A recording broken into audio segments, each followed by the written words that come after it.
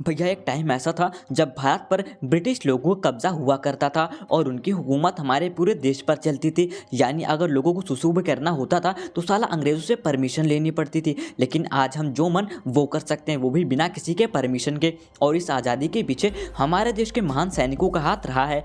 आज इंडिया में army, navy और एयरफोर्स जैसे 3 मेन आर्मी हैं, पर इन तीनों के अलग अलग भी फोर्सेस हैं। तो आइए जानते हैं भारत के 5 सबसे सर्वश्रेष्ठ, घातक और स्पेशल फोर्सेस के बारे में। Number 5, black cat commandos. दोस्तों 1986 में नेशनल सिक्योरिटी गार्ड, जिसे ब्लैक कैट कमांडो कहते हैं, इनको युद्ध के लिए सबसे खास हथियार दिए जाते हैं और इनकी ट्रेनिंग इतनी ज़्यादा कठिन होती है कि 70 से 80% इसमें फेल हो जाते हैं और उन्हें इज्जत के साथ घर का रास्ता दिखा दिया जाता है। भारत में वीवीआईपी लोगों की सुरक्षा की जिम्मेदारी ब्लैक कैट कमांडो की होती है। बड़े लोगों के आसपास ये जवान काले कपड़े में होते हैं जो पल भर में किसी भी खतरे को टाल सकते हैं। यही वजह है कि ब्लैक कैट कमांडो की गिनती भारत के सबसे खतरनाक कमांडो में होती है। ये प्रधानमंत्री, प्रमुख केंद्रीय मंत्री, मुख्यमंत्री से लेकर अन्य वीवीआईपी लोगों की सुरक्षा में तैनात होते हैं। इसके अलावा देश की सुरक्षा के लिए आतंकी हमले जैसे मुश्किल परिस्थितियों में भी ब्लैक कमांडो ही ऑपरेशन को अंजाम देते हैं। 26/11 के आतंकी हमले में भी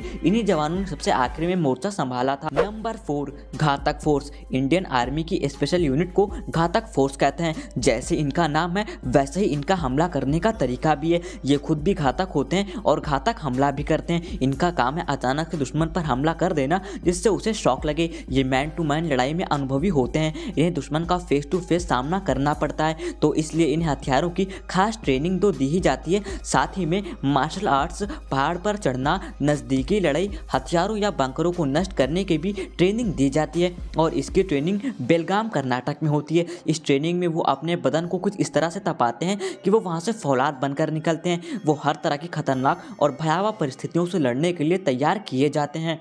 number 3, Garud commando force. 2000 commando वाली Garud commando force Indian air force की खास यूनिट है। हवा से जुड़े ऑपरेशन, हवा से ज़मीन पर उतरकर करने वाली लड़ाई, रेस्क्यू आदि जैसे ऑपरेशन को ये अंजाम देते हैं। इस टुकड़ी की ट्रेनिंग मुश्किल होती है। ऐसे में मिशन में शामिल होने के लिए 3 साल तक का टाइम लग जाता है। उससे पहले ट्रेनिंग चलती है। इनके पास जंगल या बर्फ की पहाड़ियों पर जान बचाने की अच्छी समझ होती है। हथियारों की समझ के साथ इन्हें हाईजैक रोकने की भी ट्रेनिंग दी जाती है। इनकी ट्रेनिंग नेवी के मार्कोस और आर्मी के पैरा कमांडो की तर्ज पर होती है। इन्हें एयरबॉर्न ऑपरेशंस, एयरफील्ड सीजर और काउंटर टेररिज्म के लिए ट्रेन किया जाता है। बेसिक ट्रेनिंग कोर्स 52 हफ्तों का होता है। शुरुआती 3 महीनों के प्रोबेशन पीरियड में ऑपरेशन रेट काफ़ी ज़्यादा होती है और इसी दौरान अगले दौर की ट्रेनिंग के लिए बेस्ट जवानों को छांट लिया जाता है।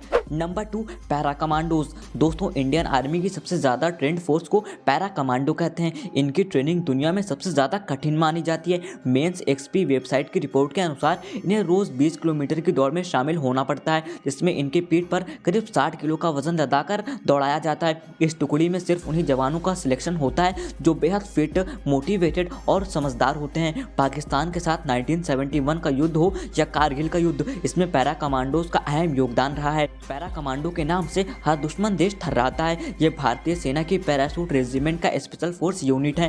पैरा कमांडो के नाम से हर दुश्मन देश थर्राता है और साथ ही भारतीय सेना की पैराशूट रेजिमेंट की स्पेशल फोर्स यूनिट है।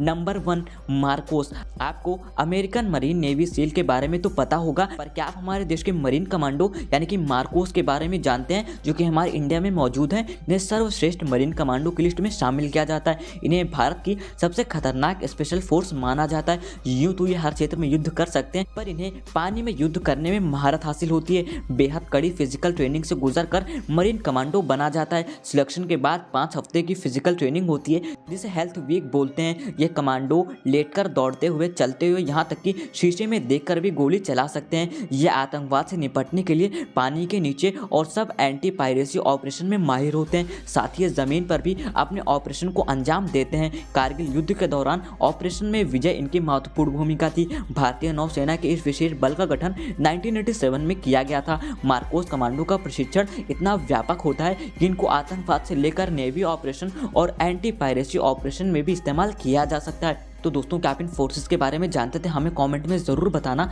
और वीडियो को लाइक करके चैनल को भी सब्सक्राइब ज़रूर कर दीजिएगा।